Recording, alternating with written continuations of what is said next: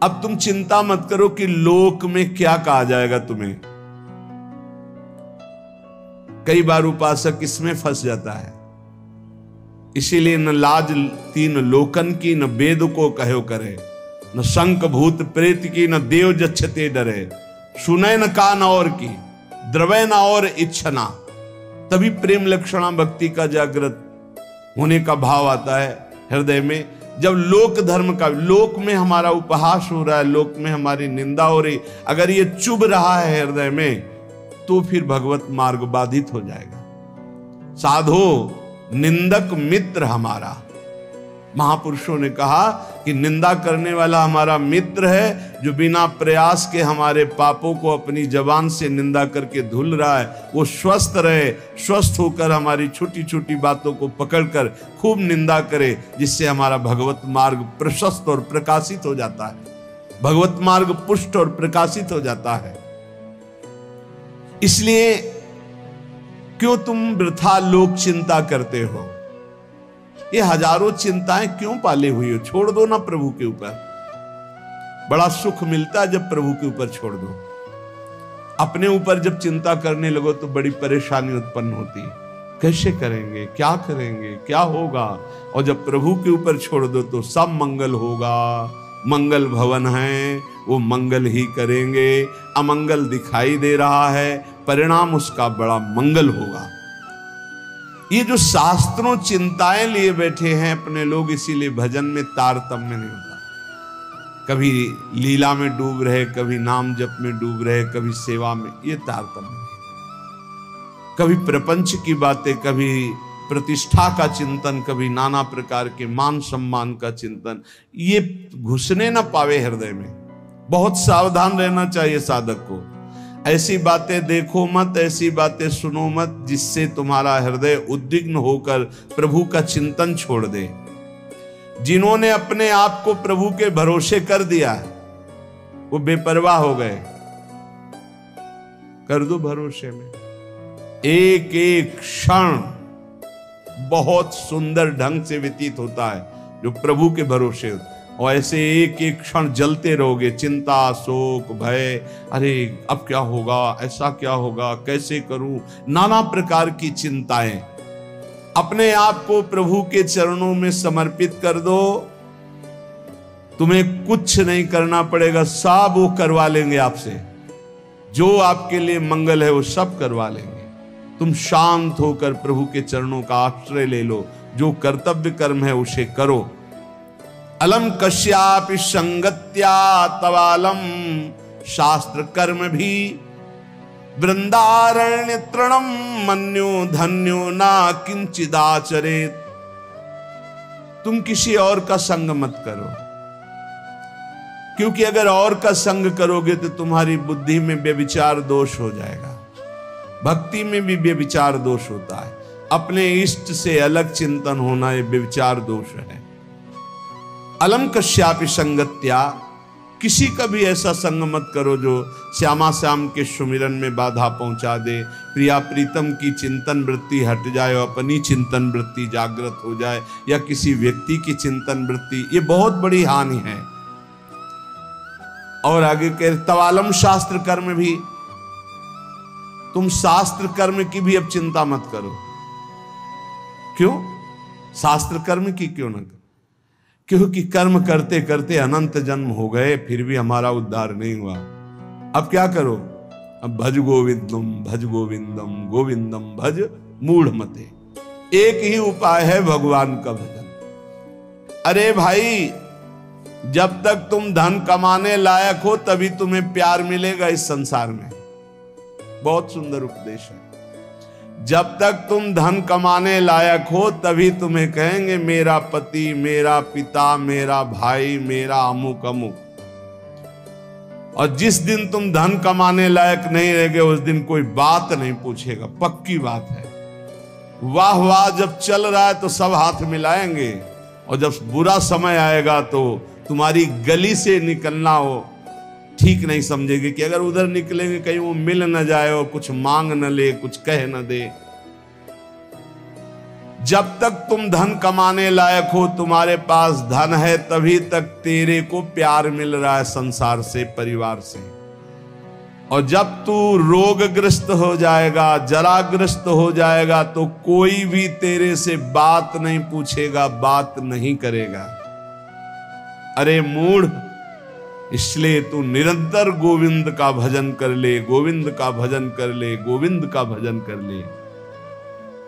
ये आशा परिवार की भोगों की इतनी सुदृढ़ है, आंसी ये कि नहीं कटती है। बूढ़ा हो गया है, त्वचा सब ढीली हो गई, हड्डी हड्डी दिखाई देती है, सिर के बाल सब पक गए, दांत एको नहीं रह गए, लाठी लेके चल रहे, फिर भी वही परिवार की ममता। दरवाजे पे बैठा वही परिवार के विषय में सोचता रहता है। ये नहीं सोच रहा कि मृत्यु नजदीक आ रही, भगवान का भजन कर ले, अपने जीवन को सार्थक कर ले। अरे मूढ़, तू निरंतर गोविंद का भजन कर ले, गोविंद का भजन कर ले, कोई तेरे काम आने वाला नहीं। जब अवस्था ढल जाती है तो काम वेदना अंदर रहती, लेकिन काम क्रीड़ा नहीं हो पाती, जलता रहता है वो वृद्ध। जब जल सूखने लगता है तो जलाशय, जिसमें उसमें जो अंदर होते, कछुआ, मछली, मेढक, जो भी जीव, सब व्याकुल होने लगते हैं। क्या जलाशय, जब जल सूख गया, अवस्था निकल गई, तो क्या विकार, काम विकार उसे जलाता रहता है। वो चिंता से जलाशय में डलते रहते हैं कि अब पानी सूखा, मरेंगे। ऐसे ही जब धन नष्ट हो जाता है तो कोई परिवार का मित्र, रिश्ता, नाता कोई निर्वाह नहीं करता। सच्ची हमने देखा है, ये दृश्य देखे। इसी प्रकार अगर तत्व ज्ञान हो गया तो संसार से तुम मुक्त हो जाओगे। इसलिए तत्व ज्ञान प्रदान करने वाले भगवान गोविंद का भजन कर। दिन व्यतीत हुआ, रात आई, रात व्यतीत हुई, प्रातः हुआ, फिर दिन व्यतीत हुआ, फिर सायं आई। तुम्हारी आयु नष्ट हो रही, गए 24 घंटे, अब पता नहीं कितने घंटे, कितने मिनट हैं। शिशिर गई, शिशिर ऋतु, बसंत ऋतु आई, वर्षा आई, ग्रीष्म आई, शरद आई, गए। हर ऋतु 2-2 महीने अपना प्रभाव दिखाकर हमारी 2 महीने की आयु गई, ऋतु गई, दिन गया, रात गया, आयु बीतती चली जा रही है, आशा बढ़ती चली जा रही है। ऐसा मकान बना लेंगे, ऐसा कर लेंगे, ऐसा कर लेंगे। अरे मूढ़, मरने का समय आ रहा है। रोज दिन जा रहा है, रात्रि जा रही, सायं व्यतीत हो रहा, ऋतुएं निकलती चली जा रही हैं। तुम्हें आशा रूपी फांसी ने ऐसा बांध रखा है, इतना कमा लिया, अब इतना कमा लेंगे, इतना कर लिया, वैसा कर लेंगे। ये तुम्हें पता नहीं कि तुम्हें मरना है। तुम्हारी आयु नष्ट होती चली जा रही है। आशा रूपी इस फांसी को काट लो। कैसे? भज गोविंदम, भज गोविंदम, गोविंदम भज मूढ़मते। अरे मूढ़मती, गोविंद का भजन कर ले, गोविंद का भजन कर ले, गोविंद का भजन कर ले। नहीं, मृत्यु के समीप आने पर ये व्याकरण का शब्द डुक्रिंच करने, ये तुम्हारी रक्षा नहीं कर पाएगा।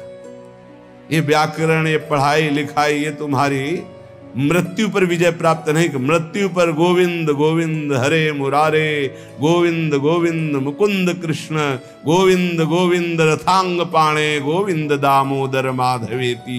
ये भगवान नाम ही तुम्हारी रक्षा करेंगे। जिसने गीता जी को पढ़ा, श्रीमद् भागवत गीता जी, कुछ लोग तो इस भेद ही नहीं जान पा रहे हैं कि श्रीमद् भागवत और श्रीमद् भगवत गीता जी अलग है, नहीं जान पाते हैं कई लोगों के ऐसे। जिसने जो युद्ध क्षेत्र में भगवान श्री कृष्णचंद्र जी ने अर्जुन को 18 अध्याय उपदेश किया, उसे श्रीमद् भगवत गीता जी कहते हैं। और भगवान व्यास देव जी द्वारा रचित श्री सुखदेव जी ने जो 7 दिन में परीक्षित जी को सुनाया, वो श्रीमद् भागवत है। जिसने भगवत गीता को पढ़ा है, गंगा जल के एक बूंद भी आचमन किया है, एक बार भगवान श्री कृष्ण की पूजा कर ली है, यमराज उसकी तरफ आंख उठा के भी नहीं देखेंगे।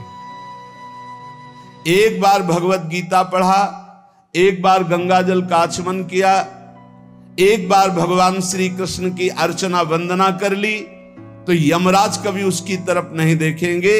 इसलिए एक बार का जब इतना महत्व है तो तू हर समय भज गोविंदम भज गोविंदम भज गोविंदम मूढ़मते, हर समय गोविंद का भजन कर, गोविंद का भजन। अये मूढ़मती, तेरा कोई साथ नहीं देगा, तू गोविंद का भजन कर। कहते हैं कि ये भजन की अवस्था नहीं है, तो कब भजन की अवस्था होती?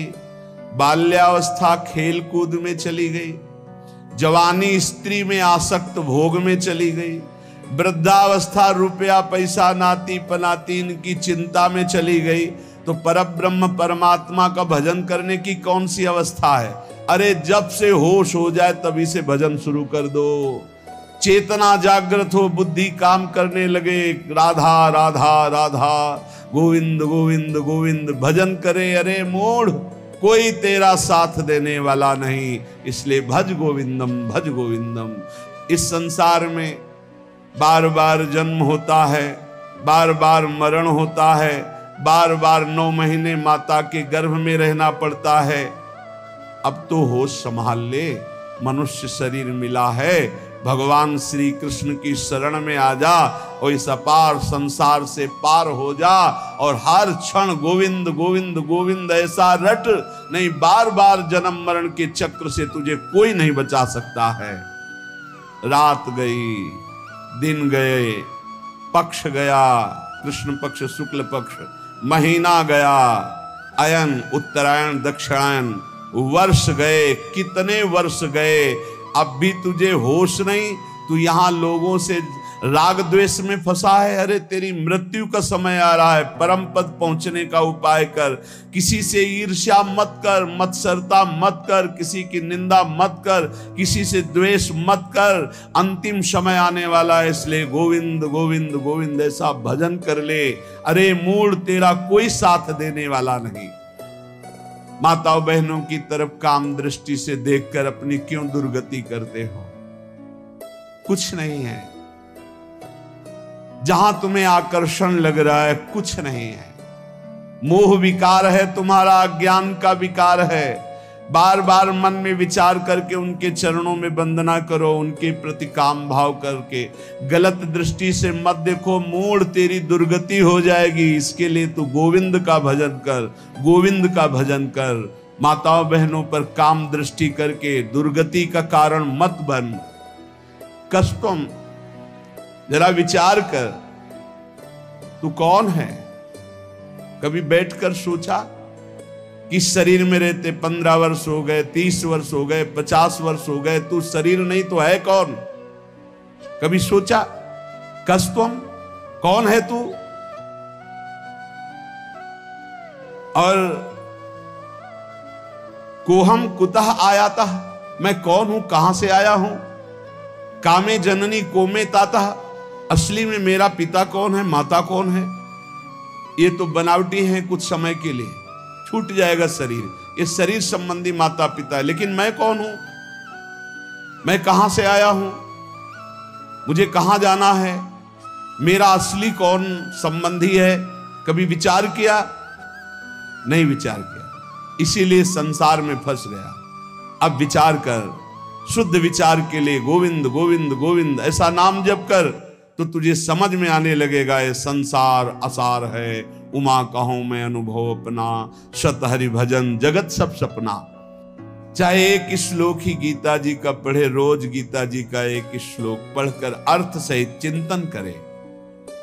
विष्णु शास्त्र नाम, गोपाल शास्त्र नाम, इनका नित्य पाठ करें।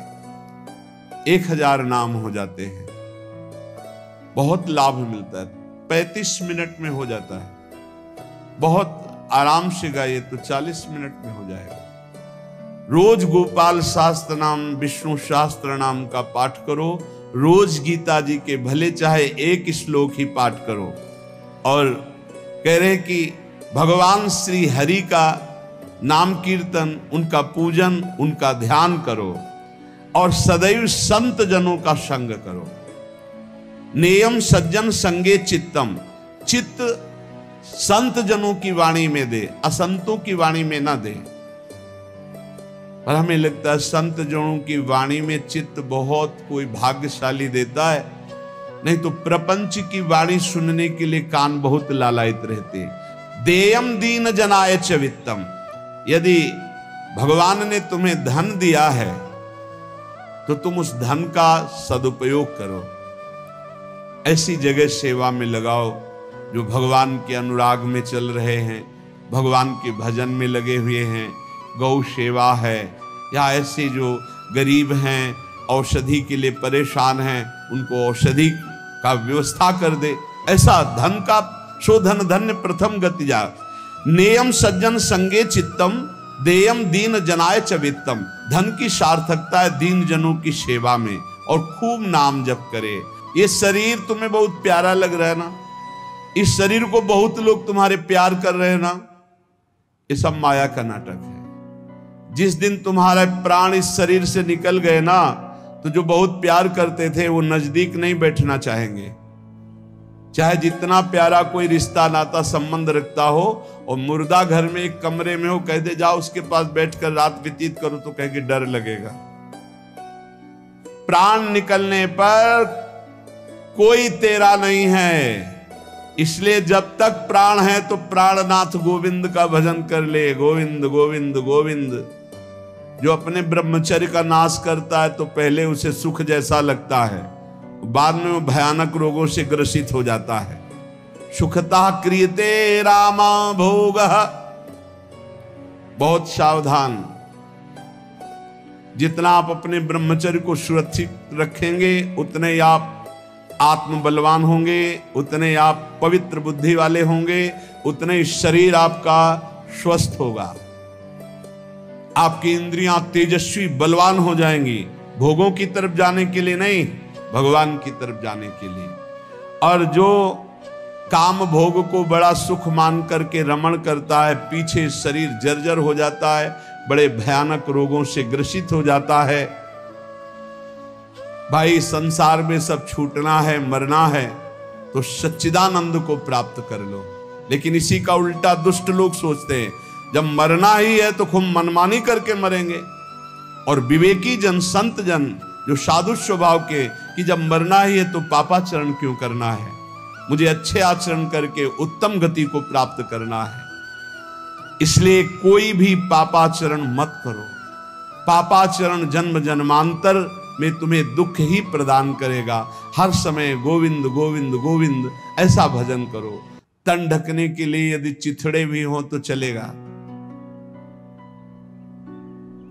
तन ढकने के लिए, शरीर पोषण के लिए ज्यादा चिंता मत करो, ये तन भी जलेगा, सड़ेगा, नष्ट होगा। इसलिए पापाचरण करके बहुत अच्छे कपड़े पहनने को मिले तो हमारे लिए नरकगामी स्थिति ही है। वर्तमान में भी पापाचरण के द्वारा शरीर को मत सजाओ, मोटी सोने की जंजीर और बढ़िया कपड़ा सा कुछ नहीं। ये अग्नि में भस्म होने वाला शरीर है, ये नष्ट होने वाला शरीर। पापाचरण करके इसे सजा रहे हो और पाप करके दुर्गति भोगोगे। एक मार्ग है ऐसा जो तुम्हें इस जन्म में पुण्य और पाप दोनों से बचाकर भगवत प्राप्ति करा दे। वो भगवान का मार्ग है।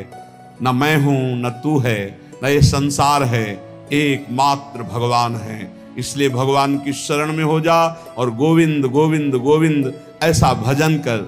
चाहे गंगा सागर चले जाओ, चाहे बड़े बड़े उपवास कर लो, चाहे बड़े बड़े दान कर लो, जब तक भजन नहीं करोगे तब तक ज्ञान नहीं होगा। क्या ज्ञान? ये संसार में एकमात्र वासुदेव हैं। बहुनाम जन्मनावन्ते ज्ञानवान माम प्रपद्यते वासुदेवा सर्वमित सा महात्मा सुदुर्लभा। एकमात्र भगवान सर्वत्र है। ये अनुभूति जब तक नहीं होगी तब तक संसार चक्र में तुम्हें बार बार आना पड़ेगा। तो ये ज्ञान कैसे होगा? बोले निरंतर नाम जप करने से।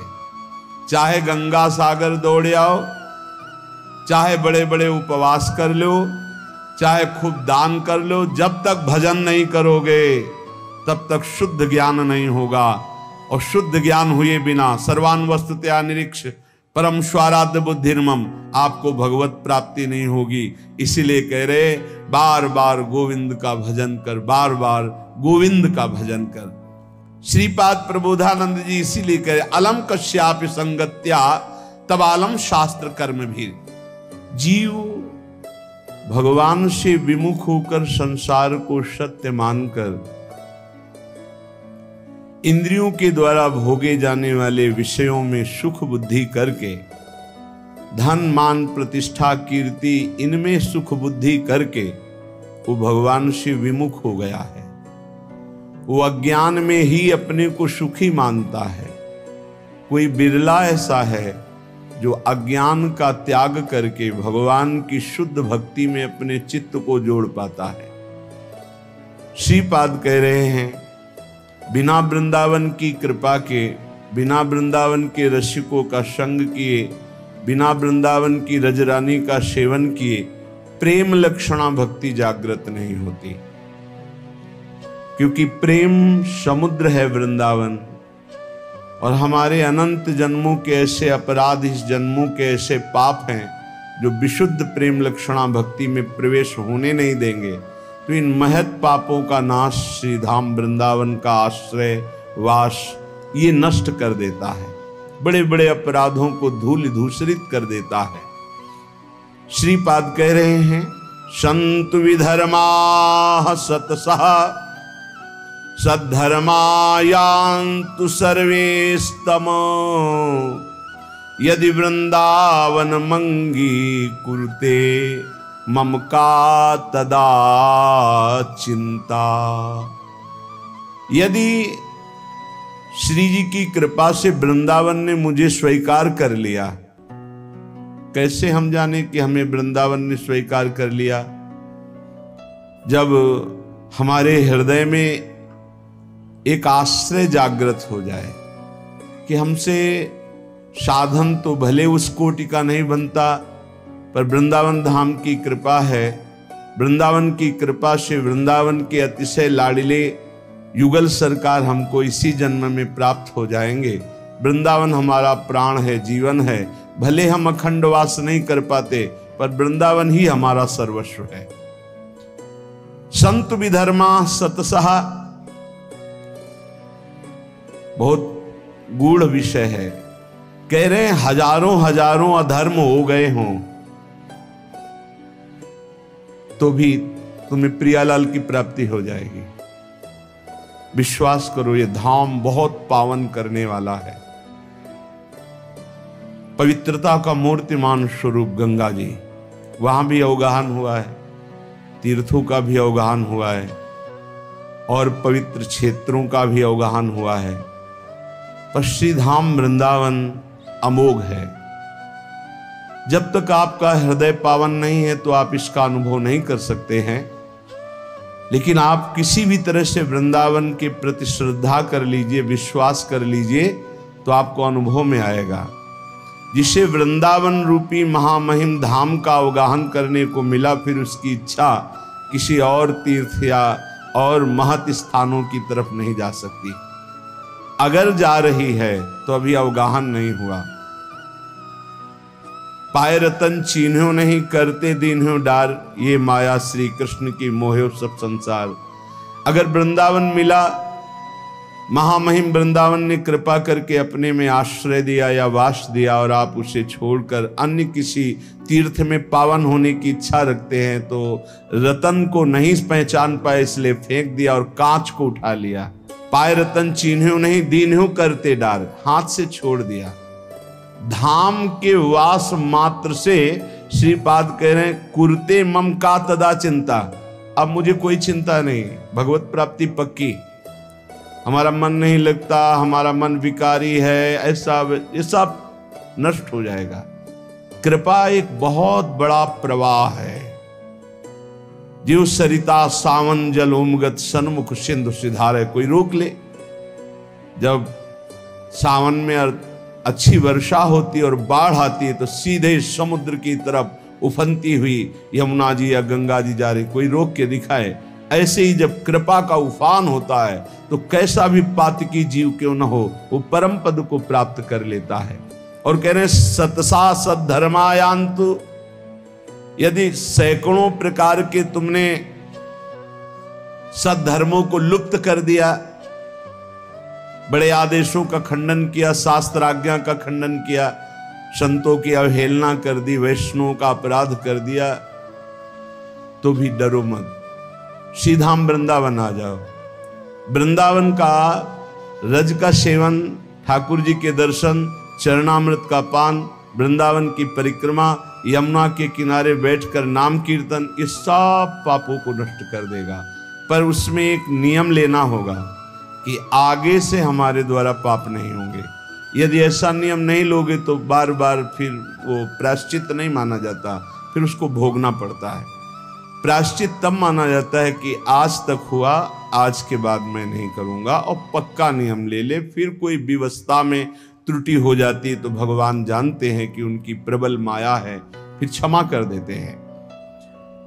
आशा व्याधादि वृंदा विपिने वासाय यत्नो धाई, यदि मंद धीर वर्हिष्याम वृंदा विपिनम कृपालु पालयेत् तदपि। यदि तुम्हारे हृदय में कहीं ये आशा जग जाए, भले वास न हो कि मुझे वृंदावन वास करना है और अंतिम वृंदावन में व्यतीत करना है, ये आशा भले आप कभी वास न कर पाए, ये हृदय से सच्चाई से हृदय से आशा जग जाए कि भगवान क्या कभी हम पर ऐसी कृपा होगी कि मैं सर्वस्व अपना वृंदावन मानकर आजीवन वृंदावन वास करूंगा। और उसके लिए वो चेष्टारत भी है, वासाय यत्नो धाई, प्रयास भी करता है, पर वो वृंदावन वास नहीं कर पाता, तो उसे वृंदावन वास का ही फल मिलेगा। ये है देखो चमत्कार आश्रय का। उसने मन में ठान लिया मैं वृंदावन वास करूंगा, चेष्टा भी करता है पर असफल हो गया, वृंदावन वास नहीं कर पाया, तो वृंदावन वास के ही फल का उसको अनुभव होगा। जो एक वृंदावन वासी को फल प्राप्त होता है वो उसको प्राप्त होगा। विश्वास करो, जो यत्नशील है, वृंदावन वास की आशा रखता है, भगवान नाम जप करता है, वो सीधे भगवत धाम जाएगा, शरीर छोड़कर, कहीं कोई भी हो, संशय करने की जरूरत नहीं। ये बड़े भाग्य से आता है। और यदि तुम्हें अखंड वृंदावन वास मिल गया, यदि मंदधीर वर्हिष्याम वृंदा विपिनम कृपालु पालयेत् तदपि, तो तुम ये चिंता मत करो कि तुम्हारा पालन पोषण कैसे होगा, सीधा वृंदावन करेगा। तुम्हें अपने पालन पोषण के लिए बाहर जाने की जरूरत नहीं, सीधा वृंदावन अपने आप पालन पोषण करेगा। विश्वास करो। इस श्लोक में दो बातें इसमें बताई गई। पहला ये कि यदि आप ऐसी आशा सत्संग सुनकर धारण कर लिए कि क्या कभी मुझे अखंड वृंदावन वास मिलेगा, और आप प्रयत्नशील भी हैं और वृंदावन वास नहीं हो पाता, तो आपको वृंदावन वास का ही फल मिलेगा। दूसरा, यदि आप वृंदावन वासी हैं, आपको वृंदावन वास मिल गया है, तो किसी भी व्यवस्था के लिए बाहर कदम मत रखो, धोखा हो जाएगा। आपका पालन पोषण समर्थ वृंदावन है, पक्का विश्वास कीजिए। ये अनुभव की बात कह रहे हैं। पालन पोषण ऐसे करता है अनंत माताओं जैसा। जैसे अनंत माताएं हों तो उस एक पुत्र को कभी कोई चिंता ही नहीं करनी पड़ेगी, क्योंकि अनंत माताएं उसके लिए चिंता करती। ऐसे वृंदावन सर्वस्व सुख प्रदान कर देता है। जब तक हमारी अंदर से सही शरणागति वृंदावन के प्रति नहीं होती, तभी तक भटकना है, चिंता है, शोक है। नहीं तो आप निश्चिंत बेपरवाह हो जाइए, ये धाम अपने प्रताप से आपका परम कल्याण, परम मंगल कर देगा। आनंद पर सीमा सीमा च सौभाग्य रस सारस्य, हरि मधुरिमांत्य सीमा वृंदावन में सेव्य गुण सीमा। आनंद की सीमा है वृंदावन। ये आनंद क्यों नहीं मिलता? परमार्थ में चलने वाले प्रपंच में क्यों फंस जाते हैं? निंदा, स्तुति, लड़ाई झगड़ा, बड़ा छोटा, ये सब प्रपंच है। जैसी थरिवंश प्रपंच बंच सभी काल व्याल को खायो, ये सब प्रपंच है। क्यों फंस जाते हैं? क्योंकि प्रभु की प्रियता के सिवा और कोई प्रियता जागृत हो जाती है। प्रपंच जब हृदय में घुस जाता है तो ये वायरस की तरह हृदय को ऐसे पकड़ लेता है कि आनंद नहीं है। भगवदानंद धाम में रह रहे हो, प्रभु के आश्रित का मार्ग ग्रहण किए हो, कुछ न कुछ नाम जप कर रहे हो, सत्संग सुन रहे हो, आनंद क्यों नहीं आ रहा? क्योंकि ये प्रपंच अंदर घुस गया है। इस प्रपंच को हटाना होगा। कैसे हटेगा? बोले श्याम श्यामा पद कमल संग शिरनायो। जय श्री हरिवंश प्रपंच बंच सब ये काल व्याल को खा। ये काल के द्वारा ग्रसित प्रपंच है, इस पर महत्व बुद्धि मत रखिए। यहां कोई भगवान का नाम नहीं लेना चाहता, तुम्हारा नाम कौन लेगा? ये 4 दिन की चांदनी है। बड़े बड़े सिद्धों के ऊपर प्रहार किया गया तो अपने लोग क्या हैं? पूज्यपाद उड़िया बाबा के ऊपर गड़ासा चलाया गया, कुल्हाड़ मारी गई श्री मंगनानंद सरस्वती जी की, पलटू बाबा को कुटिया में घेर कर आग लगा दिया गया। ये भजनानंदी बड़े बड़े सिद्धों को ऐसी लीलाएं माया जनित क्लेश दिए गए तो अपने लोग क्या विश्वास करें कि अपने साथ क्या नहीं हो सकता? धैर्य पूर्वक प्रपंच का त्याग करके प्रियतम के अनुराग में रंगे हुए प्रेमी जनों का संग करते हुए जब हम चलेंगे तो आनंदा अपार सीमा, अपार आनंद की सीमा वृंदावन है। इससे बढ़कर कोई आनंद नहीं जहां प्रिया प्रीतम खेल रहे हैं। सीमा च सौभाग्य रस सार सारस्य, सब रसों का सार रस है माधुर्य रस, और माधुर्य रस की उपासना मिल गई तो हमारा बड़ा सौभाग्य है। आनंद की सीमा वृंदावन मिल गया और उपासना की सीमा माधुर्य रस मिल गया, और हरि मधुरिमांत्य सीमा प्रभु के प्रेम की सीमा है, चरम सीमा है सहचरी भाव। ये जो दासी भाव राधा दास चरम सीमा है, कहीं स्वसुख वांछा का लेस भी नहीं इसमें। प्रिया प्रीतम मंद मंद मुस्कुराते हैं, एक तरफ खेल रहे हैं तो सहचरियां देख रही अपनी कुंज रंध्रों से, दृष्टि से निहाल हो रही, आशीष दे रही। उनको ये नहीं कि मेरी तरफ देखे, परस्पर देख। अनसन पर भुज दिए बिलोकत इंदु बदन बिबियो। कभी झूलन लीला में झूला झूल रहे, दोनों पुलक रहे हैं। दयशीष हरिवंश प्रशंसत करी अंचल की छोड़।